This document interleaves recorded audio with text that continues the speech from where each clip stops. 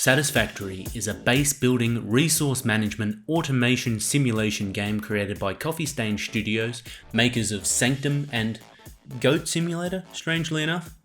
It's in early access on the Epic Games Store and, excitingly for some, it's coming soon to Steam. Satisfactory plays similar to a 3D version of Factorio. You mine resources, feed those resources into machines, those machines make new components to put into other machines. Pretty soon you have a spaghetti mess of conveyor belts and pipes, or something resembling a microchip, depending on your personality. It can be played solo or online multiplayer. It's one of those games where 20 hours of gameplay is scratching the surface, and seeing some of the creations on the subreddit will blow your socks off.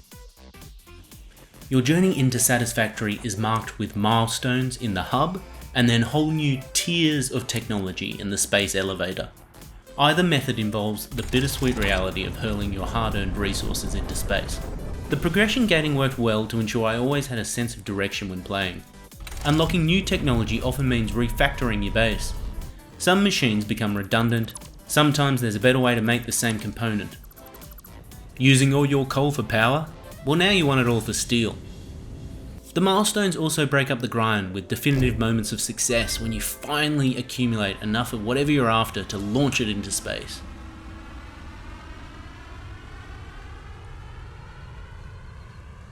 Base building is a hoot. The game doesn't take physics too seriously, and it's totally viable to make loopy, nonsense conveyor belts with whole factories floating in midair. If you're craving a bit more order, foundation tiles can be placed down, allowing machines to snap to a grid. There is no universal grid, so if you really want parts of your factory to line up, you'll have to run foundations out to satellite locations. Building in 3D works surprisingly well. The conveyor belts do an especially excellent job of getting what you mean when you're placing them. Very occasionally it can be a bit fiddly to place objects exactly where you want them. This is especially true for the larger machines as they take up so much of the screen space. There are other little gripes with the way certain assets function. Looking at you, conveyor lifts. And at times, the fancy building animations can slow down mundane tasks, like flooring a large area. The challenge and satisfaction I found base building came from the efficient flowing production lines. Balancing production and consumption start off easy. A copper mine makes 30 copper ore every minute. A copper smelter turns 15 ore into ingots every minute. So, 2 smelters for every 1 mine is perfectly efficient. Later, however, the ratios become more devilish. To make 8.75 circuit boards, this machine needs 12.5 plastic and 37.5 quick wire. That's before we even talk about overclocking and power consumption. The payoff is stepping back and seeing your mess of lifts, pipes and conveyors amalgamating into something you don't even fully understand anymore. That's a lot of screws going somewhere I'm sure is important. The other thing you'll be doing a lot of in Satisfactory is exploring. The game takes place on an alien world with distinct biomes including vast prairies, loopy beaches and alien jungles.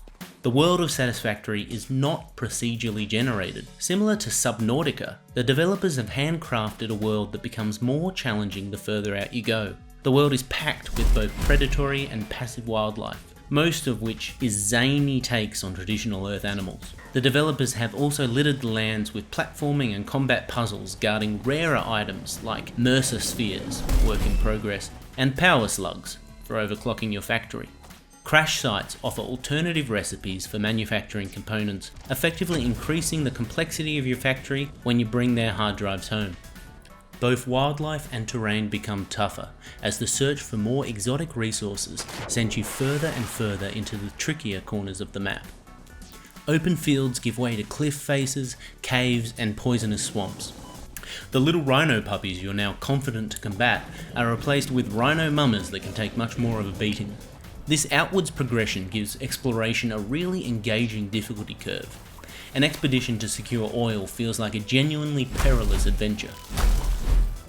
The variation in biomes is stunning, and each zone's unique terrain makes traversal an evolving challenge. You become very aware of how far from the safety of your factory you've travelled.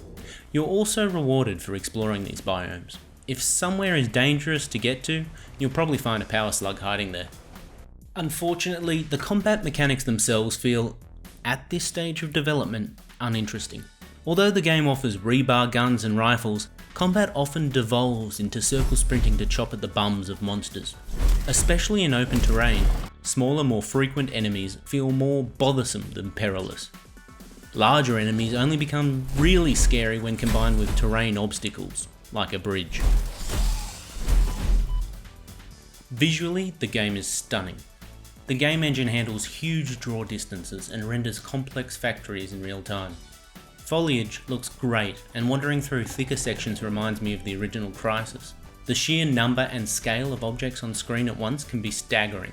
That long draw distance allows for incredible shots of your factory from afar. The space elevator itself can be a beacon to navigate yourself around. There's even a day-night cycle, so you'll see furnaces glow at night and sun bounce off terrain as dawn breaks. Aesthetically, the factory itself contrasts the environment with weighty, clunky machines, sparks and glows. It treads a good line between industrial and comic. The art direction seems focused, going for a cohesive, slightly wacky vibe, similar in tone to a game like Oxygen Not Included. Big block colours and silly machines mean you never take it too seriously as you turn green fields into steel platforms.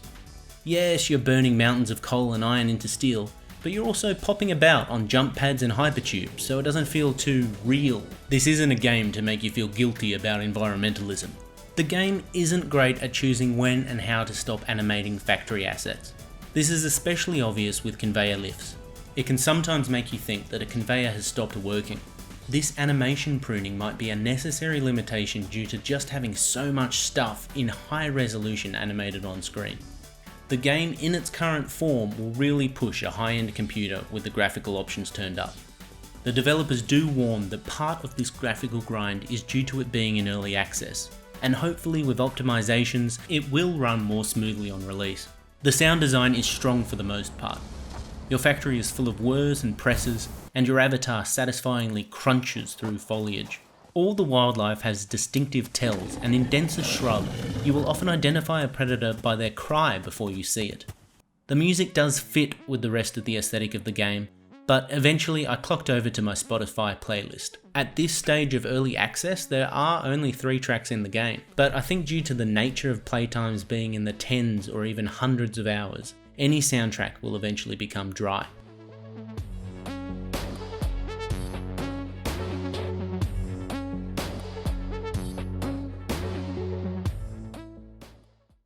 My experience with the game has been entirely single player, but the game has been built from the ground up to support multiplayer. While it officially supports 4-player co-op, there is no hard limits on how many players can join a server, although performance may suffer. Recent developer blogs have explained in detail some of the challenges and solutions bringing multiplayer to a game like Satisfactory, mainly because there is just so much stuff updating in real time. The latest update brought quarter pipes and hypertubes, allowing players to build racetracks and pseudo roller coasters. All in all, multiplayer looks like a blast and comes with all the social politics of a sandbox Minecraft server. Being in early access, Satisfactory is a work in progress game that changes dramatically between patches. Both official patches have come with announcement trailers and major game-changing features. They also included a myriad of quality of life improvements and user suggestions. Update 2 brought trains and nuclear power, allowing for more modular factory design with satellite facilities and open TTD style resource transfers. Update 3 brought fluids, pipes and hypertubes, which changed the way you have to think about factory design. Fluids, for example, have a certain verticality they can climb before needing pumps to increase pressure. Suddenly you're thinking about the height relationship between different parts of your factory. These patches have both expanded gameplay in a way that complements existing systems in a creative way. These are much cleverer designs than arbitrarily faster belts or superior late game options that make other systems redundant. So far, the approach of Coffee Stain Studios reminds me of early access success stories such as Introversion Software's Prison Architect or Ludian Studios' RimWorld. They seem to support and listen to their fan base. They take content patches as opportunities for growth. And with official mod support planned and unofficial community-run mod support already available, I believe Satisfactory will become a titan in its genre. Satisfactory Early Access is available now on the Epic Games Store for for $29.95 in the US and Australia, or £26.99 in the UK, or your regional equivalent. It's coming soon to Steam. Thank you for watching the first game review of my channel. Please like and subscribe if you enjoyed the video. Please leave any comments about anything you agree or disagree with below. I hope to produce more game reviews and other game related content in the future. Link in the description to my Twitch channel. I've been streaming pretty regularly at the moment.